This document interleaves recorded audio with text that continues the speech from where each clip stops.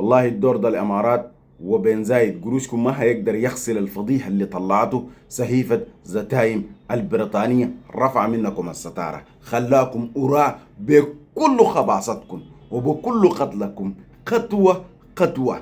اقسم بالله العظيم الامارات العربيه المتحده بشكل انني قال بيقدم دعم عسكري للدعم السريع بستارة السلام، والتيران اللي بيمشي فيها دي كلها هي بقول انها قاعد يودي مواد غذائية للمتضررين، العكس قاعد يودي وبيطعم المرتزقة في اكثر من 5 دول. صلاتكم على النبي وشيركم ولايكم وما تنسوا المطابع الاكسبلور. خليني اديكم تفاصيل هذا الغباء. اول حاجه الاتهامات العسكريه، تتهم تقرير المسرب من لجنه بتاعت خبراء الامم المتحده الامارات بارسال شحنات اسلحه وذخائر الى القوات الدعم السريع تحديدا عبر مطارات في دول التجار المجاوره التي تستخدم كنقاط عبور.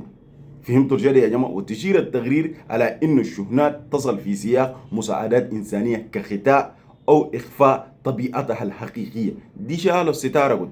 والتقرير بيقول انه الامارات قاعد يمول ميليشيات الدعم السريع اساسا بذهب السودان، لانه 90% من ذهب اللي بيطلع من السودان بينتهي في دبي ويتم تهريبها خارج القنوات الرسميه من اهالي دوله من شركات الاماراتيه اللي مستغله الفوضى بتاعت الحرب وقاعد ينخب بكميات كبيره جدا جدا.